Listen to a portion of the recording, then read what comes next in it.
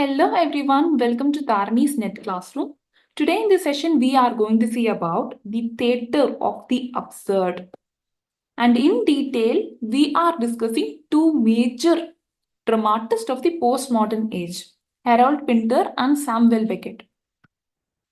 So what is theatre of the absurd? As two world wars ends, here people started getting disillusionized by the society. And the playwrights started expressing the ideas of existentialism and lack of meaning and purpose in life in their plays. And that is where the theatre of the absurd has started. They started pinpointing the absurdity of life. Yeah. And here, mostly, the theatre of the absurd would have a structure that is round, that is cyclic. The finishing point would be as same as the starting point. And it would be completely illogical in sense, like be it the scenes or the speech, it would be completely illogical in sense. In Waiting for Godot, we have one long speech by Lucky, and it is total la la wawa. We can't understand anything from it. And here, the word absurdity is taken from Albert Camus' essay Myth of Sisyphus. Hopefully, you know the myth. Sisyphus is a king, a cunning king, and he is punished in the underworld that he has to roll a rock up the hill. But then it is more of a futile act, because whatever force he's going to give in it, it's just futile. The rock will fall back. And that is what we call a myth of Sisyphus, like life goes on, but then there is no real meaning to it. Like whatever we do, nothing great is going to happen. Yeah. And then Martin Esslin coined the term the theatre of the absurd in his essay, The Theatre of the Absurd, and he talks about like 5 dramatists, and that includes Samuel Beckett and Harold Pinter. Harold Pinter. He is one of the most famous dramatists of the postmodern era.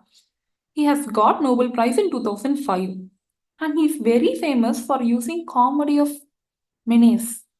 Comedy of menace, this term is coined by Irving Bardell, and it is taken from the subtitle of Campton's play, The Lunatic View, a Comedy of Menace.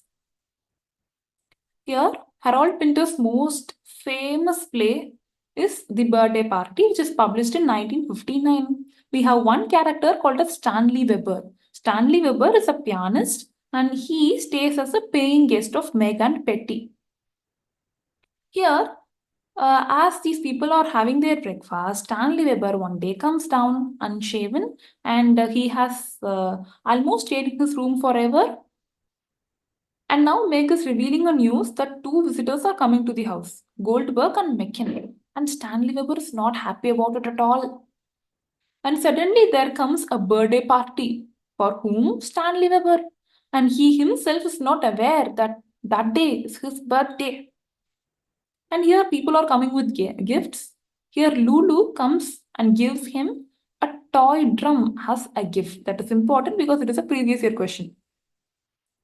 And these people play a game called as Blind Man's Buff by blindfolding Stanley Weber.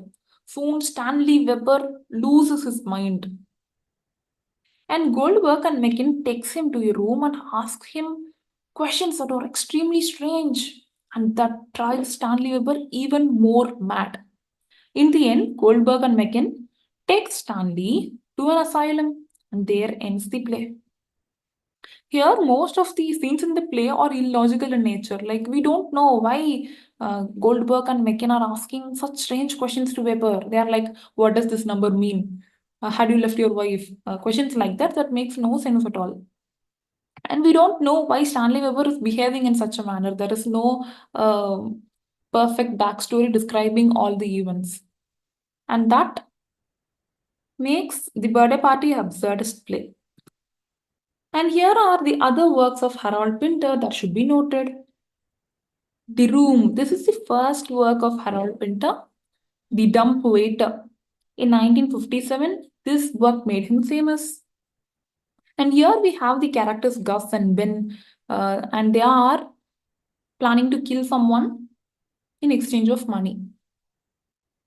And there is this play called as The Birthday Party, which is about Stanley Weber.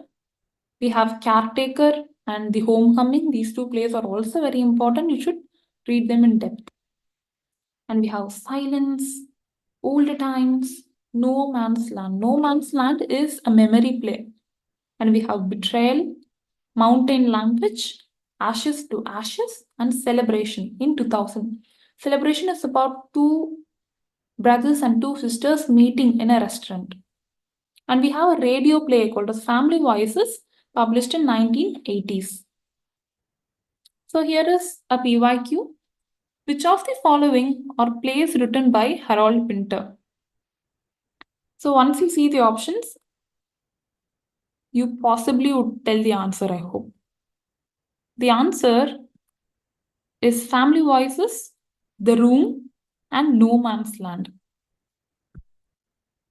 And here we have Samuel Beckett. Samuel Beckett. He has got Nobel Prize in the year 1969, and he's very famous for his black comedy and nonsensical things that are included in his plays. Yeah. And his important works are Waiting for Godot, which is published in 1955, and Endgame, which is published in 1957.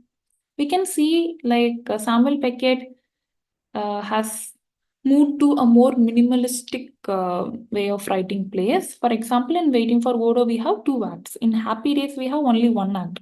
In Endgame, we have like 5 characters, I hope. But then in Breath, there are no characters at all. And then it is all about, it is just 30 seconds long. Yeah. And the setting is a stage littered with miscellaneous rubbish. So that among the rubbish, that is a setting. And then we hear sounds of birth, breath, and death. And that's all. The play ends. And we have this one novel, The Unnameable, which is published in 1958. There is one quote from this novel which is famous. Where I am, I don't know. I will never know. In the silence, you don't know. You must go on. I can't go on. I will go on. So while hearing this quotation, you will know how absurd this novel should be. And yes, here is one question. Samuel Beckett wrote. The answer is Endgame. So let's see Waiting for Godot in detail. Here, Waiting for Godot. If we ask who this Godot is, nobody knows. Even Vladimir and Estragon, the two people who are waiting for Godot, doesn't know who he or she is or even what Godot is. But they keep waiting day after day. Here we have two characters, as I said, Vladimir and Estragon. These two people are standing in a wasteland. They have nothing to do. And they keep waiting for some Godot whom they don't even know. Because they have nothing else to do to.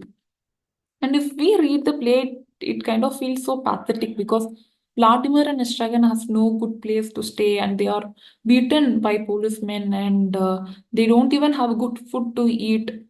And it goes on. The miseries of them goes on. And then it's more like the waiting for unknown Godot is more like the eternal hope that tomorrow everything will be better. But does it happen? No. And then we have 2 acts in it. Yeah. And even in first act or second act, we have not much of plot improvement. And it is cyclic in nature. Just like how the act 1 starts, it ends the same way. Like the people keep on waiting for Godot. And in the first act, we are introduced to 2 characters called as Pozo and Lucky. Here, Pozo is a slave owner and Lucky is his slave. And in the act 2, the 2 people again appears. But then here, Pozo is blind and he doesn't remember anything that has happened in the act 1. And in the act 2, we also have a boy who has been sent by Godot. He just informs Vladimir and Estragon that Godot won't come today and you have to wait for him till tomorrow. And then we have two important quotations, one from Estragon and another from Vladimir. Estragon says, nothing happens, nobody comes, nobody goes, it's awful. And Vladimir says, they give birth astride of a grave. You should know which quote is said by whom, because we have had too many PYQs from these two quotes itself. And the first and the last say of the play is from Estragon. So here's a question. The opening and closing lines of Waiting for Godot are spoken by Estragon. This is statement 1. Towards the end of the play, Waiting for Godot, Estragon echoes Pozzo's statement, they give birth astride of a grave. The first statement is right, but then the second statement is not so. It's because it's not Estragon who says this. They give birth astride of a grave. It is Vladimir actually. And here, statement 1 says, in Waiting for Godot, it is Vladimir who questions the boy who comes from Godot towards the end of the two acts. Statement 2 is, in Waiting for Godot, it is Estragon who says, nothing happens, nobody comes, nobody goes, it's awful. And both statements are true. In Beckett's Waiting for Godot, the characters often use dislocated, repetitious, and cliched speech primarily to try answering this question. And here I am revealing the answer. To illustrate the essentially illogical, purposeless nature of the human condition. And that is what the theatre of absurd is all about. So we have come to the end of the session. Thank you so much for watching Dharani's Net Classroom. Hopefully, we will continue with the postmodern dramatist. And we have Angry Young Man Movement and Kitchen Sink Drama coming in soon. Thank you so much. Subscribe, like, and share this video with your friends.